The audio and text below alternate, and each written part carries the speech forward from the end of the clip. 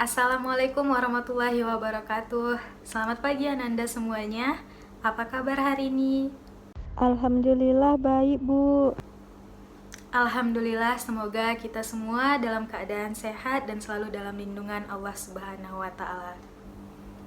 Berhubungan dengan semakin meningkatnya kasus COVID-19, tidak hanya di daerah kita saja, namun di seluruh Indonesia, maka Ibu harap Ananda tetap mematuhi protokol kesehatan dengan melakukan 3M, yaitu yang pertama, memakai masker, yang kedua, menjaga jarak, dan yang ketiga, mencuci tangan. Baiklah, sebelum memulai pembelajaran pada hari ini, mari kita bersama-sama membaca doa agar pembelajaran kita pada hari ini mendapat ridho dan berkah dari Allah Subhanahu wa taala. Berdoa dimulai. Bismillahirrahmanirrahim. Rabbi zidni ilma warzuqni fahma. Amin. Berdoa selesai. Oh ya, sebelum Ibu memulai materi pada hari ini, Ibu mau mengucapkan selamat kepada Ananda semuanya yang sudah berada di kelas 9 sekarang. Tentunya Ananda harus semakin serius dalam pembelajaran karena waktu berada di kelas 9 ini sangat singkat. Kedepannya Ananda akan dihadapi dengan banyak ujian seperti ujian semester, ujian praktek, ujian akhir sekolah, dan ujian-ujian lainnya.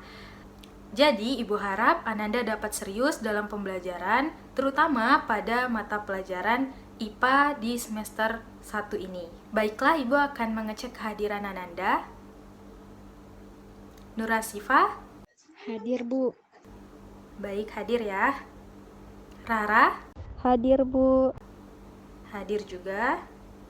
Vanessa? Hadir, Bu. Baik, hadir juga. Baiklah, seluruh siswa pada lokal ini ada 20 orang dan seluruhnya Ibu cek tadi hadir semuanya. Selanjutnya, pada hari ini kita akan membahas materi tentang sistem reproduksi manusia, terutama tentang organ-organ reproduksi pada laki-laki dan perempuan beserta fungsinya. Pernahkah Ananda berpikir bagaimana kita bisa ada di dunia ini? Atau pernahkah Ananda berpikir bagaimana ibu dapat mengandung? Pernah, Bu. Apakah ibu dapat mengandung tanpa kehadiran ayah kita? Tidak, Tidak, Bu. Ya, benar sekali. Tentu jawabannya adalah tidak. Dari pernikahan ayah dan ibu, maka dapat menghasilkan keturunan, yaitu dengan lahirnya kita di dunia ini. Ayah dan ibu dapat memiliki keturunan karena memiliki sistem reproduksi. Tanpa sistem reproduksi ini, maka niscaya kita akan ada di dunia ini dan manusia akan punah. Nah, apa saja sih organ penyusun sistem reproduksi? Apakah organ sistem reproduksi pada laki-laki sama dengan organ sistem reproduksi pada perempuan? Ibu akan menjelaskan organ-organ penyusun yang terdapat pada sistem reproduksi laki-laki dan sistem reproduksi pada perempuan. Yang pertama, sistem reproduksi pada laki-laki terdapat 9 organ penyusunnya. Yang pertama penis, yang kedua skrotum, yang ketiga epididymis, yang keempat vas deferens, yang kelima testis, yang keenam uretra, yang ketujuh kelenjar vesicula seminalis, yang kedelapan kelenjar prostat, dan yang kesembilan kelenjar Cooper. Selanjutnya, organ sistem reproduksi pada perempuan terdapat 8 organ penyusun. Yang pertama, ovarium, yang kedua, saluran telur atau tuba falopi, yang ketiga, infundibulum, yang keempat, rahim atau uterus, yang kelima, endometrium, yang keenam, cervix, yang ketujuh, vagina, dan yang kedelapan adalah fimbriae. Nah, pada hari ini kita akan melakukan pengamatan dan diskusi kelompok. Silahkan Ananda membentuk kelompok. Satu kelompok terdiri dari 5 orang dan Ibu akan membagikan lembar kerjanya. Baiklah, kita perhatikan lembar kerja yang sudah Ibu bagikan pada kegiatan pertama, yaitu mengamati, di mana pada lembar kerja sudah terdapat gambar organ reproduksi laki-laki dan organ reproduksi perempuan. Kira-kira yang mana nih organ reproduksi laki-laki? Benar sekali, organ reproduksi laki-laki terdapat di sebelah kiri, sedangkan organ reproduksi perempuan terdapat di sebelah kanan. Pertanyaan Ibu, apakah nama-nama organ yang diberi tanda panah pada kedua gambar tersebut? Silahkan Ananda jawab pada lembar kerja yang sudah Ibu berikan. Selanjutnya, silahkan Ananda diskusikan dengan kelompok Ananda apakah fungsi dari organ-organ yang sudah Anda sebutkan sebelumnya. Lalu Anda tuliskan pada lembar kerja Anda yang nantinya akan dipresentasikan oleh perwakilan kelompok masing-masing. Ibu akan memberikan waktu untuk pengamatan dan diskusi kelompok selama 30 menit dimulai dari sekarang. Baiklah, waktu sudah habis. Siapakah yang mau presentasi mewakili kelompoknya untuk membahas organ reproduksi pada laki-laki beserta fungsinya? Saya, Bu. Baik, silahkan kepada kelompok 2 untuk mempresentasikan hasil diskusi kelompoknya. Assalamualaikum warahmatullahi wabarakatuh. Saya Vanessa, perwakilan dari kelompok 2 akan menyampaikan hasil diskusi kelompok saya, yaitu organ sistem produksi laki-laki.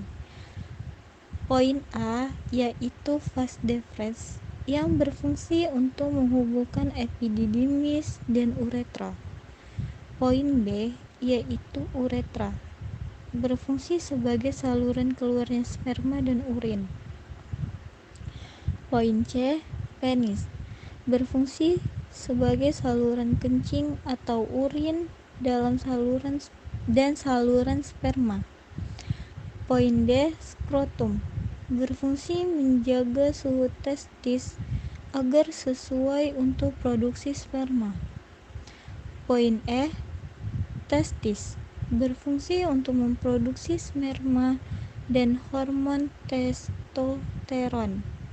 Poin F, epididymis, berfungsi sebagai tempat penyimpanan sperma sementara.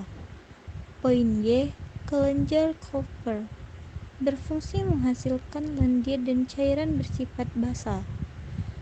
Poin H, kelenjar prostat, berfungsi menghasilkan cairan bersifat asam. Poin I, kelenjar vesicula seminalis, berfungsi menghasilkan zat-zat yang diperlukan untuk perkembangan sperma.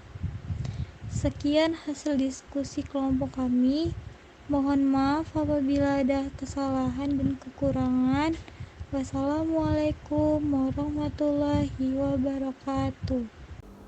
Terima kasih kepada kelompok 2 yang sudah mempresentasikan hasil diskusi kelompoknya. Hasil diskusi kelompoknya sangat bagus. Silakan teman-temannya memberikan tepuk tangan untuk kelompok 2. Selanjutnya, siapakah yang mau mempresentasikan hasil diskusi kelompok terkait organ sistem reproduksi pada perempuan beserta fungsinya? Saya, Bu. Ya, silakan kepada kelompok 4 untuk mempresentasikan hasil diskusi kelompoknya. Assalamualaikum warahmatullahi wabarakatuh. Saya Rara, perwakilan dari kelompok 4, akan menyampaikan hasil diskusi kelompok saya, yaitu organ sistem reproduksi perempuan. Poin A, yaitu ovarium, yang berfungsi menghasilkan sel telur atau ovum. Poin B, yaitu tuba fallopi, yang berfungsi untuk menghubungkan ovarium dengan rahim atau uterus. Poin C, yaitu infundibulum, struktur yang berbentuk seperti corong dan merupakan ujung dari tuba fallopi. Poin D, yaitu fimbriae, struktur berjumbai seperti jari jemari yang berfungsi menangkap sel telur. Poin E, yaitu rahim atau uterus, struktur seperti buah pir yang berfungsi sebagai tempat berkembangnya janin selama kehamilan. Poin F, yaitu endometrium, lapisan yang membatasi rongga rahim dan meluruh saat menstruasi. Poin G, yaitu serviks, struktur rahim bagian bawah yang menyempit dan membuka ke arah vagina. Poin H, yaitu vagina, saluran yang menghubungkan lingkungan luar dengan rahim, saluran mengalirnya darah menstruasi, dan saluran keluarnya bayi. Sekian hasil diskusi kelompok kami. Mohon maaf apabila ada salah dan kekurangan. Wassalamualaikum warahmatullahi wabarakatuh. Terima kasih kepada kelompok 4 yang sudah mempresentasikan hasil diskusi kelompoknya. Sangat bagus. Silakan teman-temannya memberikan tepuk tangan untuk kelompok 4. Baiklah, sebelum Ibu menutup materi pada hari ini, Ibu akan memberikan kesimpulan pada pembelajaran kita hari ini. Sistem reproduksi pada manusia terbagi menjadi dua, yaitu yang pertama sistem reproduksi pada laki-laki dan sistem reproduksi pada perempuan. Sistem reproduksi pada laki-laki terdapat beberapa organ penyusun, yaitu seperti penis, skrotum, testis, vas deferens, uretra, epididymis, kelenjar vesicula seminalis, kelenjar prostat, dan kelenjar Koper. Sedangkan organ penyusun pada sistem reproduksi perempuan yaitu ovarium, tuba fallopi, infundibulum, rahim, endometrium, cervix, vagina, dan fimbriae. Nah, itulah kesimpulan materi kita pada hari ini. Ibu mengucapkan terima kasih kepada Ananda yang sudah aktif dan bersungguh-sungguh dalam pembelajaran pada hari ini. Bagi Ananda yang belum aktif dan belum serius dalam pembelajaran, Ibu harap kedepannya Ananda dapat aktif dan serius. Baiklah, Ibu akhiri pertemuan kita pada hari ini dengan mengucapkan hamdalah, alhamdulillahirabbil alamin. Mohon maaf apabila ada salah kata dan sikap. Wassalamualaikum warahmatullahi wabarakatuh.